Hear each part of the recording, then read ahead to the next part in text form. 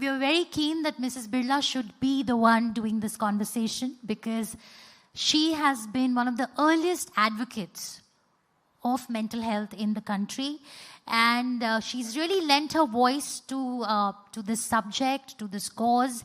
And Mrs. Birla, if you could, take us through the time when you started Empower, the organization that she runs, which works a lot in spreading awareness about mental health.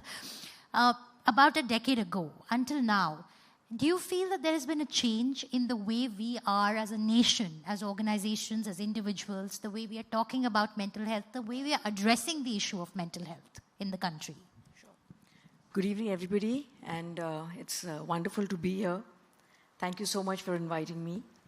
And this topic is, of course, very close to my heart, so always very happy to talk about it.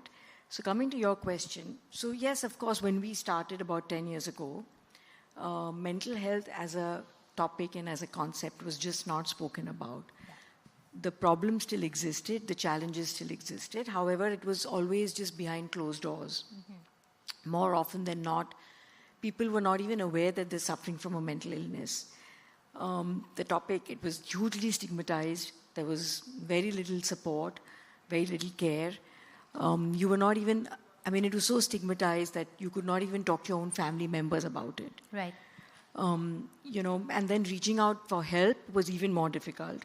Support system, the entire care ecosystem was I won't say non-existent, but was really under wraps. So one didn't even know, whom to go to, who's the right person to approach.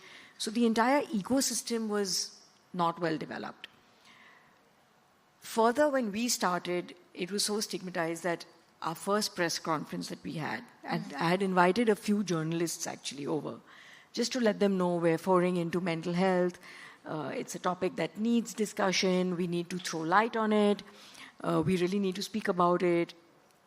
And you won't believe it, we had all of 2 people attend it. It was so dismal and it was so discouraging. But that in itself actually strengthened my resolve to break the taboo. I obviously realized that, it was going to be far more challenging. That's when I realized that it's going to be far more challenging than what I had thought it would be. I knew it was taboo. I knew it was not spoken about, which is why I decided to, get into this and to create awareness about it. But just that kind of response made me realize that it's actually far worse. When we approached schools to take on mental health workshops, schools refused. Our good, Bombay schools, for example, because obviously we had to start with Bombay, they refused to take any kind of workshops because they were scared that the thought was that if they take a mental health workshop just to build awareness, to increase literacy, it would in effect point out that there is a mental health challenge in the school, there's a systemic issue, that they don't need it and therefore they don't take it. Interesting. So from there, amazing. And the same thing was for corporates. Right. I remember when we first reached out to them and we spoke about, outreach programs, a lot of them told us that you have to remove the word mental health from the topic of the awareness workshop. Wow. Yeah. So from there to now, I think definitely the needle has moved. I think, happy to have contributed to that shift. It's been a paradigm shift. We needed that shift in attitudes. And absolutely. Of course there is a shift. I think people are far more aware. Parents are far more engaging. Mm-hmm. Workplaces are trying to prioritize mental health care. They're making it part of their budgets. Yeah. The government is being hugely supportive. Mm-hmm. We're seeing it getting institutionalized in a lot of government bodies as well. So, and press, that really, it delights me actually to know that press is, allowing and not only allowing, but encouraging conversations like these to be center stage. Because so the world really that moved. we are in today is far different too, right? It's something that's staring at our faces, and if we do not wake up to it, it'll just be too late. So I also wanted to, get your thoughts on, how common are feelings like suicidal thoughts, depression, schizophrenia, now as compared to, say, 10 years ago in your interactions with schools, organizations, students, young people? Is this something that as a society we should be more mindful of now? So, data tells us that 1 in every 4 Indians has a mental health concern. The rate of suicide is extremely high in the youth. So yes, it is a huge pandemic. It's a silent crisis that we all are going through. And, by the day, of course, the incidence of suicide is increasing. And it definitely is there. And the faster we're able to acknowledge it, that faster we'll be able to actually attend to it. It's a problem that's not going to just go away. We'll have to navigate it. We'll have to work our way around it. So, for example, with the CISF, we've been working with them for about 3 years now.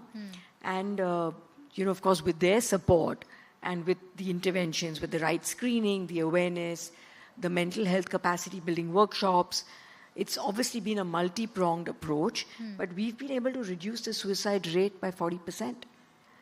So fantastic. Can we get a round of applause for that, please? So, so yes, there is an issue, but yes, we also have solutions and we have to tackle it. We have to get on to it head on. Yeah. I want to talk to you about women and mental health because a lot of the audiences are women. How often do we really think about our mental health? And how often should we really be looking into the issues that face us as women? Are we giving ourselves enough credit? Are we giving ourselves enough attention? What has been your experience in women and coping with mental health? So I think women, by and large, I think we just assume the role of caregivers, and I think it's just been a generational sort of pass down where we're always keeping our needs at the end. We're always putting everybody else's needs before us. But we are obviously playing a lot of roles. And I think more so now than ever before, because we're also trying to balance our careers with our family life. That role does not change and will not change. But we're also trying to be super efficient at work. So we're trying to be perfect at home. We're trying to be perfect in all our relationships. We're trying to be perfect as the perfect mother, daughter-in-law, sister, all of that. And we're also obviously wanting to do really well at work. So, of course, it's a tug and we're really being pulled in different directions. And very often, I think in that, we do tend to overlook our own needs. I think it just is, as I said, like we were discussing, it's something very personal to all of us, but I think it's a shared experience. Shared experience. And most certainly, I would say that for myself as well. I think more and more we have to sort of focus more on our mental health as well. Absolutely, because if you are happy and high energy, will you be able to spread that that joy around? Absolutely, and I very often compare it. I have the analogy that goes on in my mind is that if my own cup is going to be half full, correct, how am I ever going to pour out of that? My own cup is going to be half full. I mean, there's no way that it can, what am I going to give to anybody else? So I have to have my own cup brimming for me to be able to actually be successful in all my other roles. So in a sense, I look at it as a responsibility that if I have so many roles to play, then I also owe it to them to be looking after my own self. Because if I don't do that, there's no way I can do justice to the other people whom I love.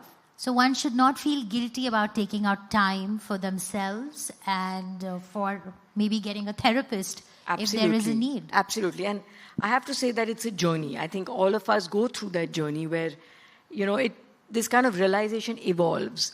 So I myself am guilty of that. So I can't sort of say that, no, you just have to do it like that. But I think it's an evolution, and most certainly you have to learn to be compassionate to yourself. We are also, very often do we get to hear that the current generation is the anxious generation. What is driving up our anxiety? Is it the traffic? Is it the pollution? Is it expectations that we have of ourselves? Or is it, is it generally just that the world is expecting too much of us? Yeah. I think, so as far as the anxious generation is concerned, look, they are growing up in a world which is, super connected because of social media. There's a constant glare. Yeah. They're living in a fishbowl at all times. And that in itself adds to the pressure, right? I mean, there is, of course, a lot of pros, but there are a lot of cons also to it. And very often, children are not able to handle that kind of exposure that they have, or the kind of comparison that they're always having to do. And there is a big difference between the virtual world and the real world, right? In the virtual world, everybody makes out life to be so perfect. And then there's that sense of FOMO that sets in. So yes, it is a generation that is growing up in difficult times. But I also say that it's a generation that is, open to accept what they're going through, which I think in our generation we did not do. We were trying to balance all our relationships, but we did a lot of it in silence. But this generation does not want to do that, and I think that's great. And I think we as parents have to support them in that. We must provide them with the right ecosystem and the right care so that they're able to voice their opinions, and then we help them navigate that. Very often we come across young professionals who are facing burnout at the workplace. They've had breakdowns at the workplace. Why is that happening? Now, one point of view is that it's a mollycoddle generation. Or is it a more aware generation, and our workplace is very toxic? How are you looking I at would it? say that it's a little bit of both. I do believe that and for anything in life, I think, it can't only be, it's not math. It's not that because this happened, therefore this has happened. It's not so causal. It's not so cause and effect. So there are obviously a couple of factors always. And I do also believe that, yes, it is a mollycoddle generation. It may be in certain aspects. But that also is to do with the kind of parenting that has been. We've been so afraid to let our children fail. We don't want to say no to them. In the fear that they'll feel bad, or it's going to really impact their mental health. But very often, what we've also failed to realize is that we're not letting them grow up. We're not letting them have a little bit of failure in life, because that is what is going to teach them resilience, right? So yes, I mean, we are guilty of that to a certain extent. But your second point also is true, that they're also talking a lot more. They're also more vocal about their feelings. They're more vocal about their expectations. Yes. So it is a combination of both. Well, we are running out of time because I believe the Chief Minister is also just about to come in. But my last question to you, Mrs. Birla, is on the stigma around mental health and men. As a society, we condition men to not share their feelings and emotions. And while we talk about women and mental health, but there is also a silent crisis that's brewing in the country and across the world, where men are really, afraid to seek help if needed. That's absolutely true, and so right. So we have a helpline which is 24/7, and over the years, which is about 4 years now, we started it during the pandemic in collaboration with the state government. We've always had about 60 to 70% males as callers on the helpline, which is incognito. But otherwise in our services, it's more women than men. So that in itself actually tells us that, of course, men are also suffering. I mean, mental health in men is for real. But, I mean, there is so much of stigma. They're just expected to be strong, and having a mental health is considered a sign of weakness. So therefore, men don't want to talk about it. So, there's a lot of work that needs to be done at that grassroots level, at the thought level. Change the language. Change the language, change the narrative.